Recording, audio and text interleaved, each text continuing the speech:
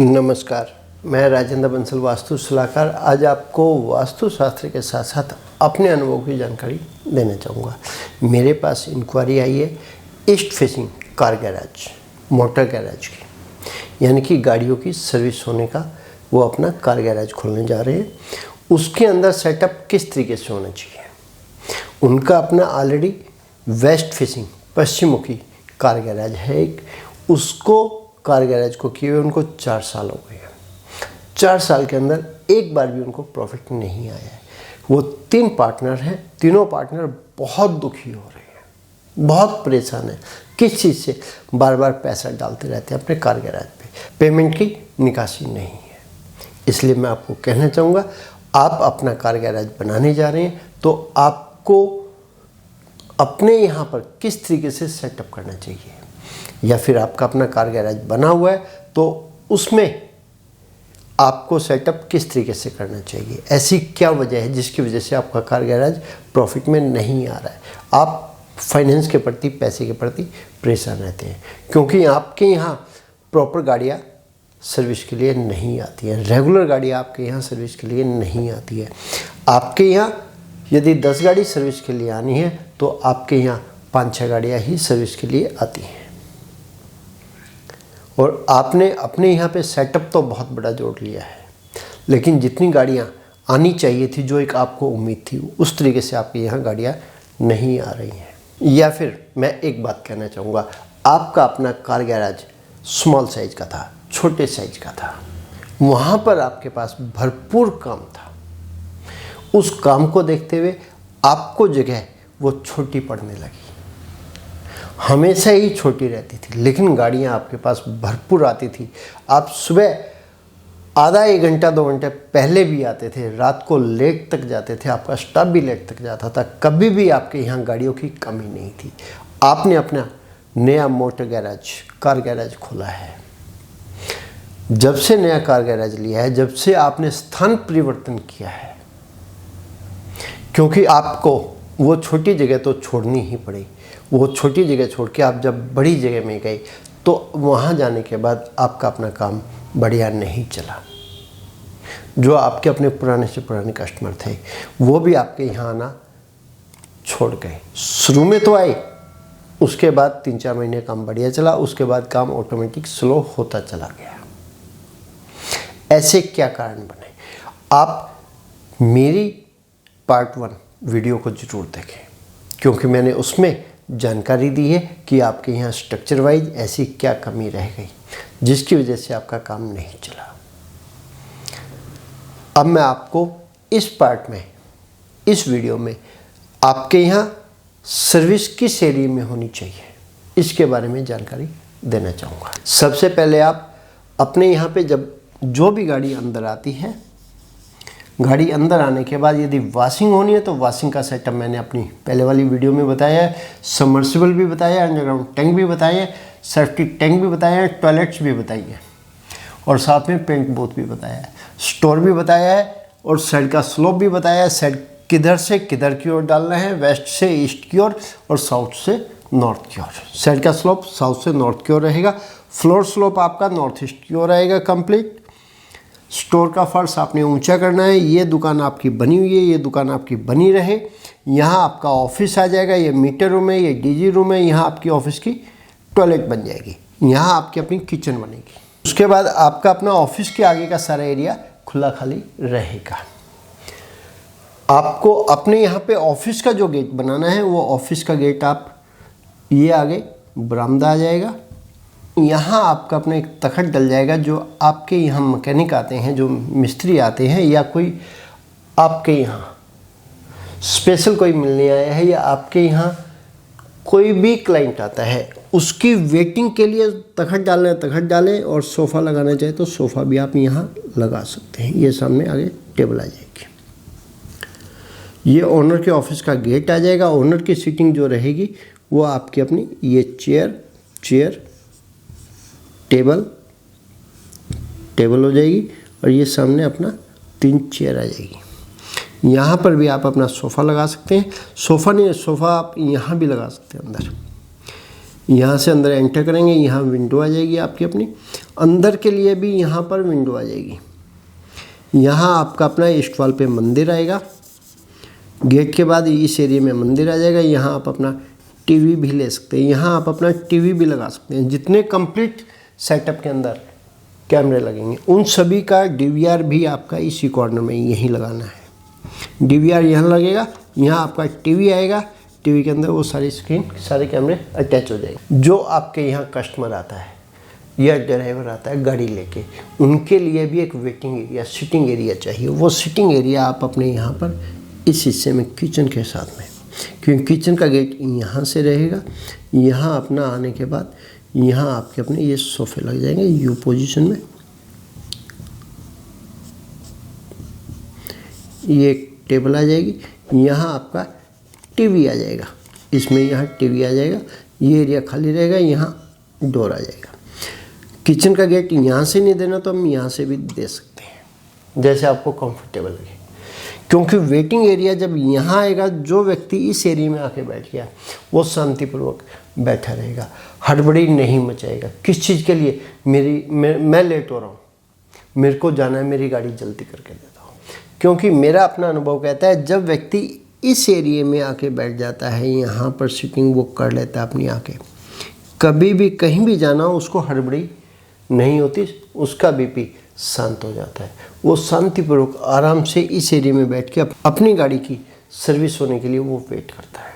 उसकी गाड़ी की सर्विस भी टाइम पर होती है, ज़्यादा लेट नहीं होती, फटाफट उसकी गाड़ी का काम हो जाता है और वो अपनी गाड़ी लेके टाइम पर निकल भी जाता है, चला भी जाता है। इसी के साथ में आपके यहाँ पे जो व्यक्ति आपके यहाँ गाड़ी लेके आता है, उस गाड़ी का जॉब कार्ड खोलने के लिए भी आपको यदि सीटिंग कोई बनानी है तो वो सीटिंग आप अपने ऑफिस के बाहर फ्रंट में यहाँ भी बना सकते हैं, वरना यहाँ भी बना सकते हैं, या फिर आप यहीं वेटिंग एरिया के बाजू में ही यहाँ पर भी आप अपना जॉब कार्ड खोल सकते हैं, यहाँ भी अपना सीटिंग दे सकते हैं। और यही व्यक्ति आपकी गाड़ी का सर्विस का जो बिल बनेगा, यही व्यक्ति यहाँ पर बिल भी बना सकता है और साथ में कैश भी यहीं पर कलेक्ट कर लेगा। इसी के साथ में आपने अपनी गाड़ी की सर्विस के लिए बैग कहाँ बनानी है, यानी कि लिफ्ट कहाँ लगानी है। आपको एक लिफ्ट लगानी है, एक लगाए, दो लगानी है, दो लगाए, तीन लगानी है, तीन लगाए, और चार लगानी है, चार लगाए। जैसे आपको जगह मिल जाए, 5 लगानी है 5 लगाए, 6 लगानी है 6 लगाए। यहाँ पर आपकी अपनी गाड़ियों की लिफ्ट लग जाती है इस हिस्से में कंप्लीट। इसी के साथ में जब गाड़ियों की लिफ्ट लगती है, जो व्यक्ति, जो मैकेनिक, जो मिस्त्री आपका गाड़ियों की सर्विस करता है, उसको हर एक बे के लिए टूल ट्रॉली दी जाती है। हर एक मैकेनिक को अलग अलग ट्रॉली दी जाती है। वो ट्रॉली आपके अपने शॉप वॉल पे ही बनानी है।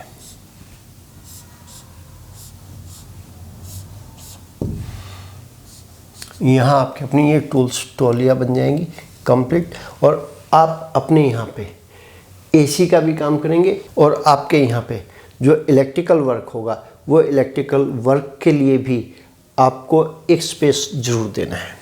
वो स्पेस भी आपने यहीं पर, कहाँ पर, बिल वाले के साथ में, यहाँ पर एसी का सेटअप यहीं पर लगाना है और इलेक्ट्रिकल का सेटअप यहीं लगाना है।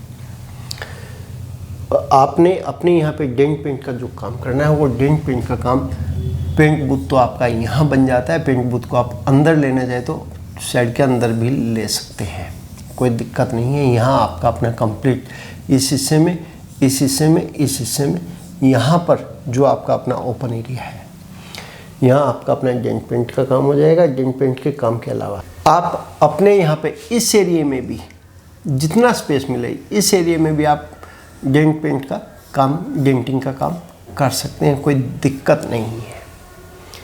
आप अपने यहाँ पे एसी का सेटअप यदि यहाँ नहीं बनता तो आप एसी का सेटअप अपने यहाँ भी बना सकते हैं, कहीं से कहीं तक भी कोई दिक्कत नहीं। हाँ, एक बात ज़रूर कहना चाहूँगा, जब सुबह आपके पास पहली गाड़ी आती है, उस गाड़ी की सर्विस आपने इस वाली लिफ्ट पर करनी है, यहाँ लगा के करनी है। हाँ, ये ज़रूर है कि यदि शाम को ही इस एरिया में गाड़ी खड़ी है तो आप दूसरी पे करें, दूसरी में भी गाड़ी खड़ी है तो तीसरी पे, फिर चौथी पे गाड़ी, चौथी लिफ्ट पे करें, चौथी पे भी खड़ी है तो पाँचवीं पे करें। इस बात का ज़रूर ध्यान रखना आपने कि यहाँ पर इस एरिया में गाड़ी हमेशा ही कोई ना कोई खड़ी रहे। पहली सर्विस आपकी यहाँ हो या फिर यहाँ पर आपकी अपनी गाड़ी की सर्विस हो। वेस्ट साउथ वेस्ट में, साउथ वेस्ट में पहली गाड़ी की सर्विस डेली होनी ही चाहिए। ये एरिया आपका कभी भी खाली नहीं रहना चाहिए। आपके यहाँ सुबह से शाम तक के जितने भी खर्चे हैं सारे के सारे मीट हो जाएंगे, सारे के सारे खर्चे निकल जाएंगे। परमात्मा कभी भी किसी को कमी नहीं रखता है देने में, ऐसा मेरा अपना अनुभव कहता है। आप अपने यहाँ पे करके देखिए, जिस कार गैराज का जिसके भी यहाँ पर साउथ वेस्ट का एरिया नीचे रह जाए या साउथ वेस्ट और वेस्ट का एरिया खाली रह जाए तो उनके यहाँ पर कभी भी बढ़िया इनकम नहीं आती है। हमेशा ये कम चलाओ गुजारे लायक इनकम आती है। कभी हफ्ते में 2 दिन अच्छी इनकम हो जाती है, कभी 5 दिन इनकम अच्छी हो जाती है, लेकिन महीने के लास्ट में आप एट पार में भी मुश्किल से निकलते हैं। आपके अपने खर्चे कम नहीं होते, खर्चे बहुत होते हैं, क्योंकि आपके यहाँ पे कम से कम ज़्यादा नहीं तो 10, 12, 15 आदमियों का स्टाफ है। स्टाफ की सैलरी, मेंटेनेंस, और मैंने बहुत सारी जगह देखा है जो लोकल एरिया के अंदर है या बिग सिटी के अंदर है, हम मल्टीपर्पज़ की गाड़ियाँ यानी कि बहुत सारी कंपनियों की गाड़ियों की सर्विस करते हैं। तो हमारे यहाँ जो कस्टमर आते हैं वो हमारे कस्टमर परमानेंट वाले होते हैं। वो कभी पेमेंट सारी दे जाते हैं जितना खर्चा आता है, कभी वो उधार करके चले जाते हैं। जिनके यहाँ पर साउथ वेस्ट में साउथ में ये एरिया खाली हो, नीचे हो, उनके यहाँ पर पेमेंट कभी भी पूरी नहीं आती। गाड़ी की सर्विस करा के चले जाते हैं और ये बोल जाते हैं कि पेमेंट मैं भिजवा दूंगा, उनकी पेमेंट्स आती नहीं है। हमेशा ही आप अपने पास से स्पेयर पार्ट भी डालते हैं, ऑयल भी डालते हैं, सर्विस कंप्लीट करके देते हैं, लेकिन पेमेंट आपको अपने सामान की भी पूरी नहीं मिलती है और उधार पर उधार सामान आपका जाता रहता है। आप अपनी इस गर्ज में कि हमारा कस्टमर ख़राब नहीं हो जाए और कस्टमर आपके प्रति बिल्कुल भी विचार नहीं करता है, या फिर उन लोगों के यहाँ दिक्कत होती है जिनके यहाँ पर साउथ में कंप्लीट वॉशिंग एरिया आ गया, साउथ में पानी की बोरिंग आ गई, या वेस्ट में ही पानी की बोरिंग आ गई और वेस्ट में ही आपका अपना वॉशिंग एरिया आ गया, या फिर आपके यहाँ साउथ ईस्ट में पानी की बोरिंग, साउथ ईस्ट में अंडरग्राउंड टैंक, साउथ ईस्ट में ही आपका अपना वॉशिंग एरिया आ गया। उन लोगों के यहाँ हमेशा दिक्कत बनी रहती है। किस चीज़ की? फाइनेंस की। वो कभी भी अपनी पूंजी भी बाहर नहीं निकाल पाते हैं। किस चीज़ से? कार गैराज से। वो हमेशा ही बाहर से, मार्केट से या बैंक से पैसा उठाते हैं और अपनी कार गैराज पे लगाते रहते हैं। आप मैकेनिक बहुत अच्छे हैं, आपकी सर्विस बहुत अच्छी है, लेकिन मालूम नहीं ऐसी कहाँ क्या कमी है। आप मेरी वीडियो को बहुत अच्छे से देखें, सुने और समझें। बंसल जी के द्वारा दी गई जानकारी यदि आपको लगता है कि सही है तो मैं कहना चाहूँगा आपको कि आप अपने यहाँ पर बदलाव करके बहुत अच्छे रिजल्ट प्राप्त कर सकते हैं। मैंने आपको ये 2 पार्ट में, पहले पार्ट में स्ट्रक्चर के प्रति, दूसरे पार्ट में सर्विस के प्रति जानकारी थी। दोनों पार्ट देखने के बाद ही कंप्लीट आपको मोटर गैराज, कार गैराज की जानकारी मिलती है। आपका सर्विस सेंटर मल्टीपर्पज़ गाड़ियों का है या सिर्फ किसी एक कंपनी का है? कोई भी कंपनी। सेटअप आपको ईस्ट फेसिंग में, पूर्वमुखी में इस तरीके से ही करना पड़ेगा, ऐसा मेरा अपना अनुभव कहता है। आप मेरी वीडियो को बहुत अच्छे से देखें, सुने और समझें। एक बार नहीं, कई बार देखें। आप भी अपनी किसी साइट के प्रति वीडियो बनवाना चाहते हैं तो आप हमसे वीडियो बनवा सकते हैं। आप अपनी किसी साइट के प्रति लेआउट बनवाना चाहते हैं तो लेआउट भी बनवा सकते हैं। आप अपनी किसी साइट के प्रति हमसे सलाह लेना चाहते हैं तो आप हमसे सलाह भी ले सकते हैं। ये सभी सेवाएं चार्जेबल रहेंगी, पेड रहेंगी। मैंने अपने इस कॉन्सेप्ट को जो सीखा है अपने फादर के साथ रह के प्रैक्टिकल सीखा है, और मैंने अपने फादर द्वारा लिखित प्रथम पुस्तक लक्ष्मी प्रवेश कैसे हो इसको पढ़ के सीखा है। हमारे पिताजी ने इस पुस्तक को छपवा कर समाज में बांटा और समाज ने इस पुस्तक को पढ़ के भरपूर लाभ उठाया। अब हमारी अपनी भी यही इच्छा है कि आप भी इस पुस्तक को पढ़ के भरपूर लाभ उठाएं। आप इस पुस्तक को मंगवाना चाहते हैं तो स्क्रीन पर दिए गए नंबर पर फ़ोन करके मंगवा सकते हैं। आप सभी अपना कीमती समय निकाल कर मेरी वीडियो देखते हैं। मैं आप सभी का तहे दिल से धन्यवाद करता हूँ। इसी तरह अगले प्रोग्राम में एक बार फिर एक और नए विषय पर चर्चा करेंगे। तब तक के लिए नमस्कार।